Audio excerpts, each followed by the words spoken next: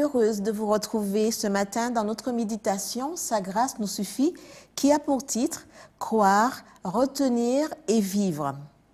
Ainsi donc, frères, demeurez fermes et retenez les instructions que nous vous avons transmises, soit de vive voix, soit par lettre. Que notre Seigneur Jésus-Christ lui-même et Dieu notre Père, qui nous a aimés et nous a donné par sa grâce une consolation éternelle et une bonne espérance, console vos cœurs et vous affermisse en toute œuvre et parole qui soit bonne. 2 Thessaloniciens 2, versets 15 à 17.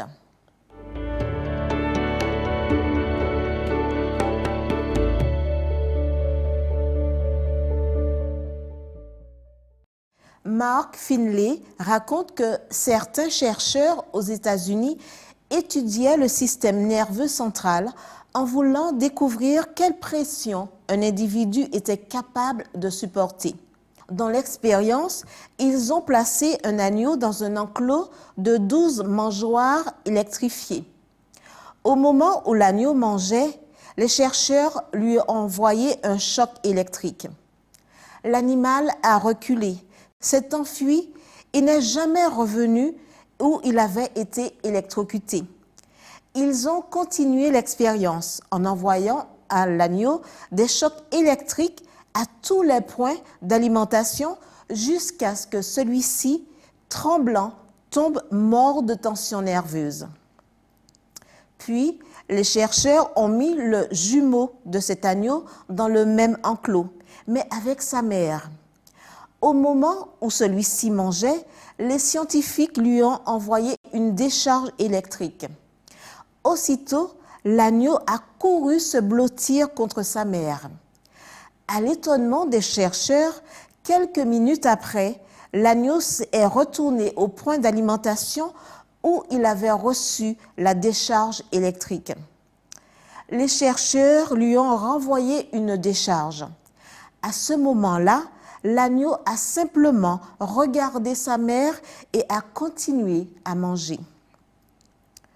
Comment nous réfugier constamment en notre agneau pour faire face aux décharges électriques de l'ennemi qui cherche à nous faire mourir d'épuisement?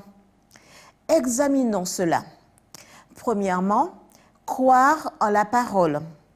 Dieu aime tous les êtres humains, mais cet amour se concrétise dans ceux qui croient. Dieu nous choisit, mais il faut que nous acceptions. Dieu frappe à notre porte, mais nous devons ouvrir. L'ennemi séduit et impose, Dieu offre et supplie. Deuxièmement, retenir la parole. Paul a prédit une rébellion future contre la vérité. Celle-ci devrait être retenue, sauvegardée et conservée. Les mensonges de l'ennemi s'opposent à la vérité de la parole. La paix, si possible, mais la vérité à tout prix, dit Martin Luther.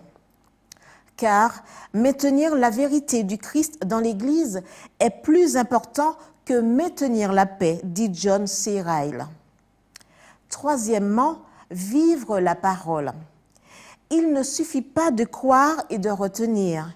Il faut vivre la parole et l'appliquer quotidiennement. Dire que nous croyons en elle, que nous la retenons et ne pas la vivre, c'est de l'hypocrisie.